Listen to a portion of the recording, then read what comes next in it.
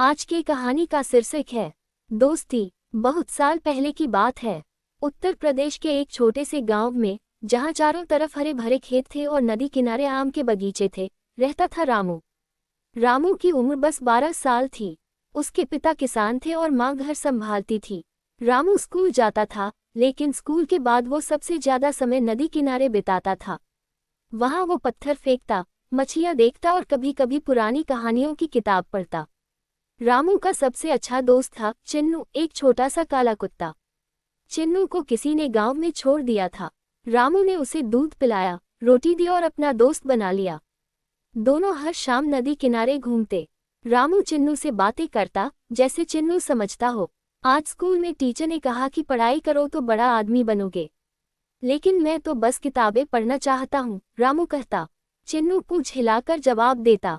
गांव में एक पुराना मंदिर था। उसके पास एक बूढ़े बाबा रहते थे। नाम था काका जी। काका जी पहले शहर में स्कूल के मास्टर थे। उम्र हो जाने के बाद गांव आ गए थे। रामू अक्सर उनके पास बैठकर कहानियां सुनता। काका जी कहते, बेटा, दुनिया में दो तरह के लोग होते हैं, एक जो सपने देखते हैं, दूसरे जो सपने तोड़ते हैं। तू पहले वाले बनना। एक दिन गांव में बड़ा तूफान आया। बारिश इतनी तेज थी कि नदी उफान पर आ गई। खेत डूब गए। रामू के घर का आधा हिस्सा पानी में भर गया। पिता चिंतित थे। अब क्या होगा रामू? फसल गई तो पूरे साल मुश्किल। रामू चुपचाप चिन्नू को सहलाता रहा।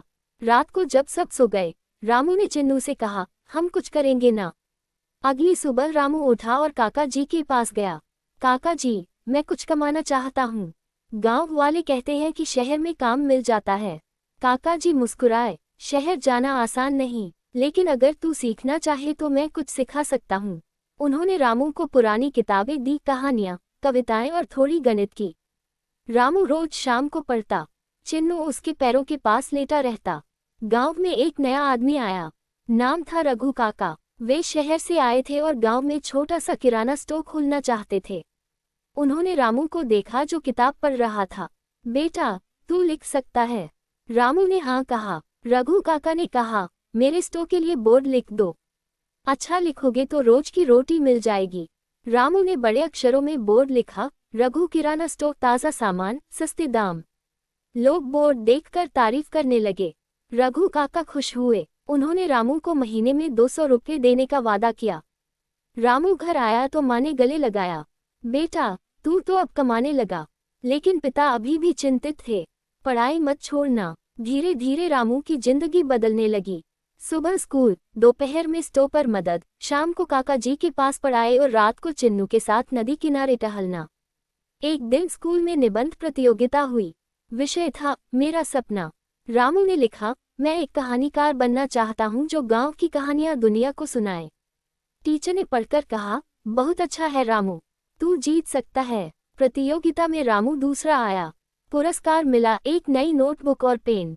उसने नोटबुक में अपनी पहली कहानी लिखी, चिन्नू और रामू की दोस्ती की। काका जी ने पढ़ी तो आंखें नम हो गईं। बेटा, तू आगे जाएगा। लेकिन जिंदगी इतनी आसान नहीं थी। गांव में सूखा पड़ गया। नदी सूखने लगी, फसलें जल गईं, लोग परेशान थे। रघु काका का स्टोव भी कम चलने लगा। रामू ने सोचा, मुझे कुछ और करना चाहिए। वह गांव के बच्चों को इकट्ठा करने लगा। शाम को मंदिर के पास बैठाकर उन्हें कहानियां सुनाता। बच्चे खुश होते, उनके माता पिता भी आते। धीरे धीरे छोटी सी किताब पढ़ने की क्लास शुरू हो गई। एक दिन शहर से एक लेखक गांव आए। नाम था श्रीमान अजय शर्मा। वे अपनी किताब की रिसर्च के लिए आए थे। काका जी ने रामू को उनके पास ले जाकर बताया, ये लड़का कहानियां लिखता है।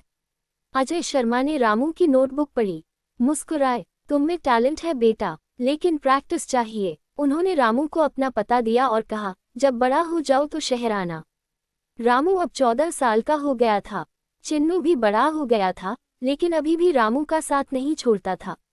एक शाम नदी किनारे दोनों बैठे थे। रामू ने कहा, चिन्नू, एक दिन मैं अपनी किताब छपवाऊंगा और तेरा नाम भी उसमें होगा। चिन्नू ने उसकी गोद में सिर रख दिया। अचानक गांव में खबर आई कि नदी पर बांध बन रहा है। बड़े लोग आए। उन्होंने कहा कि गांव के कुछ हिस्से डूब जाएंगे। लोग रोने लगे। रामू के पिता ने कहा, अब हमें कहीं और जाना पड़ेगा। रामू उदास हो गया। उसने काका जी से पूछा, क्या हम कुछ कर सकते हैं? काका जी ने कहा, आवाज उठाओ बेटा। रामू ने गांव के बच्चों और बड़ों को इकट्ठा किया। उसने एक पत्र लिखा, हमारा गांव हमारा है। बांध कहीं और बनाए। पत्र पर पूरे गांव के लोगों के दस्तखत करवाए। फिर उसे अजय शर्मा जी को भेज दिया। अजय शर्मा ने उसे अखबार में छपवाने में मदद की। खबर फैली, सरकारी अधिकारी आए। उन्होंने देखा कि गांव वाले कितने एकजुट हैं। अंत में बांध का रूट बदल दिया गया। गांव बच गया। लोग रामू को हीरो मानने लगे। माँ ने कहा, तूने तो कमाल कर दिया। पिता ने पहली बार मुस्कुराकर उसके सिर पर हाथ रखा।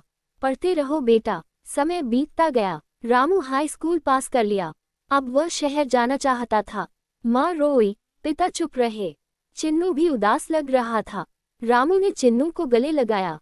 मैं जल्दी लौटूंगा। काका जी ने उसे आशीर्वाद दिया और कुछ किताबें दी।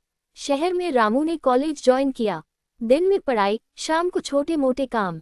वह एक प्रिंटिंग प्रेस में काम करने लगा। वहां वह किताबों को छपते देखता। उसकी अपनी कहानियां भी छोटे छोटे मैगजीन में छपने लगीं। एक दिन अजय शर्मा जी मिल गए। उन्होंने रामू की कहानी पढ़ी और कहा, तुम्हारी पहली किताब मैं प्रकाशित करवाऊंगा। रामू की पहली किताब का नाम था नदी किनारे की दोस्ती। उसमें चिन्नू, काका जी, गांव और सबकी कहानी थी। किताब छपी तो गांव वाले बहुत खुश हुए। रामू किताब लेकर गांव आया। पूरे गांव ने जश्न मनाया।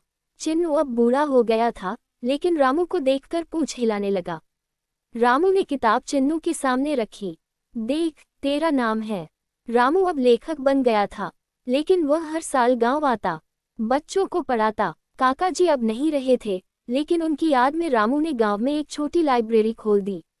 नाम रखा काका जी लाइब्रेरी। कई साल बाद, जब रामू की उम्र 30 के पार हो गई, वह अपनी पत्नी और बेटे के साथ गांव आया।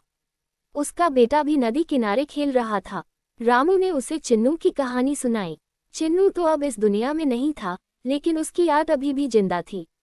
रामू ने अपने बेटे से कहा, बेटा, सपने देखो। चाहे कितनी मुश्किलें आएं, दोस्ती और मेहनत कभी नहीं छोड़ना। गांव अब भी वही था। हरे खेत, नदी, आम के बगीचे। बस अब वहां एक लेखक की कहानियां भी रहती थीं।